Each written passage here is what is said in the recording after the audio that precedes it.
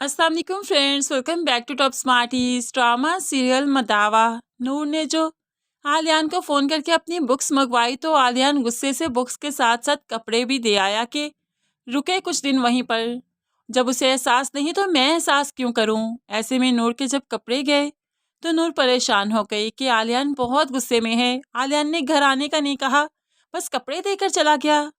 एक तरफ आलियान और दूसरी तरफ नूर, दोनों ही मोहब्बत के हाथों चूर हैं, लेकिन ये मोहब्बत अल्फाजों की मोहताज है क्योंकि अभी तक खुलकर इजहार नहीं हुआ, और जब ये इजहार हो गया तो इनके रिश्ते को कोई नहीं तोड़ पाएगा। नूर जो कि सुबह सवेरे उठी, नाश्ता किया और फिर यूनिवर्सिटी के लिए तैयार भी हो गई।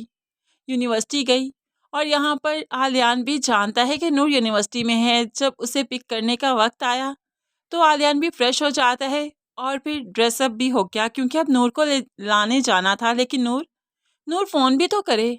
आलियान तो नूर के फ़ोन का वेट कर रहा है, फ़ोन नहीं आया तभी तो फ़ोन को बेड पर पटक दिया। लेकिन फिर अपनी ड्यूटी भी याद थी, नूर कहे ना कहे उसे तो नूर को पिक करने जाना ही था। और नूर भी हिचकिचा रही है कि मेरे कपड़े दे गए हैं और मैंने भी इनसे इजाज़त नहीं ली, क्या पता नाराज़ ना हो जाए मैं फ़ोन करूँ तो।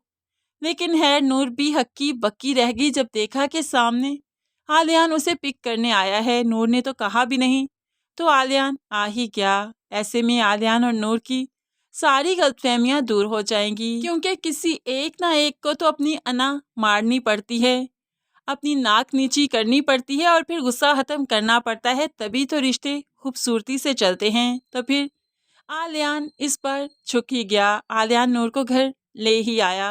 एक तरफ नूर जो कि माँ बाप की दुआओं में रुखसत हुई, वो आज कितनी मुतमईन है, लेकिन दूसरी तरफ नवेरा नवेरा आहिल के हाथों कितनी तंग पड़ चुकी है। आज उसने आहिल और उसके दोस्त की बातें भी सुन ली कि आहिल कोई वेबसाइट नहीं बना रहा। तो फिर बस बातें सुनी तो जल्दी से कमरे में भी आ गई। क्या मतलब, तुम वेबसाइट नहीं बना रहे तो इतना पैसा क्यों लिया मुझसे? तो आहिल कहने लगा, हाँ नहीं बना रहा, नहीं बनती मुझसे, नहीं होता मुझसे काम, तुम हो ना, बस काम करो। तुमसे शादी इसीलिए की ना कि मैं भी कुछ सुकून से जी सकूं। तो नवेरा परेशान, क्या मतलब, तुम जिम्मेदारियां नहीं निभाओगे? मुझसे शादी तुमने मेरे पैसे के लिए की, मुझे जॉब करवाने के लिए? तो आहिल कहने लगा, हाँ तो क्या, मत्थे पड़ गई थी तुम आके, तो फिर जॉब तो करोगी ना? मैंने कोई तुम्हें रिक्वेस्ट नहीं भेजी थी शादी की? अरे मैं तो तुमसे शादी करना ही नहीं चाहता था, वो तो तुम ऐसे वक्त पर आई कि तुम्हें मैंने अपना नाम दे दिया। एहसान मानो मेरा, वरना ना यहाँ की रहती ना वहाँ की। एटलीस्ट तुम्हें अपना नाम दिया है, तुम इज्जत से रह रही हो, तुम्हें छत दे रखी है, और क्या चाहिए तुम्हें? यहाँ से बाहर निकल कर देखो, दरिंदे तुम्हें नोचने के लिए तैयार हैं। एटलीस्ट मेरी छत तले तुम हिफाजत से तो हो ना, और तुम जैसियों के लिए हिफाजत ही उन्हें मिल जाए ना, अगर उन्हें अच्छा इंसान ही मिल जाए ना, इतना ही काफ़ी है। वरना वरना तुम कहीं की नहीं हो, और तुम एहसान मानो मेरा कि तुम मेरी छत के नीचे खड़ी हो।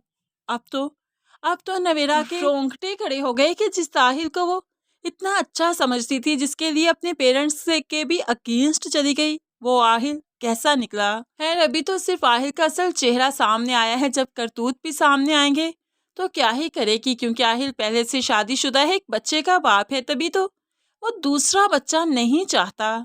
ये सब कुछ जब नवेरा को मालूम पड़ेगा तो नवेरा एक भी पल आहिल के साथ नहीं रहना चाहेगी। वो किसी भी तरह अपने माँ बाप के पास जाएगी, लेकिन यहाँ पर नहीं रहेगी। जब जाकर बताएगी कि वो तलाक ले आई है और वो इस बड़ी दुनिया में अकेली है, उसके पास कोई छत कोई सहारा नहीं, तभी है कि उसके माँ बाप उसे मजबूरन अपने पास रखेंगे, क्योंकि बेटी इस तरह से खुले आसमान के तले माशरे के सामने सड़क पर बैठी हो तो फिर वो चीज़ भी गवारा नहीं, क्योंकि इज्जत तो फिर बेटियों की बहुत नाजुक होती है। तो बस फिर उसी पॉइंट पर जाकर ही नवेरा को उसके घर में जगह मिलेगी, पनाह मिलेगी, लेकिन उससे पहले वो आहिल से डिवोर्स लेगी और उसके बाद ही अब घर जाएगी।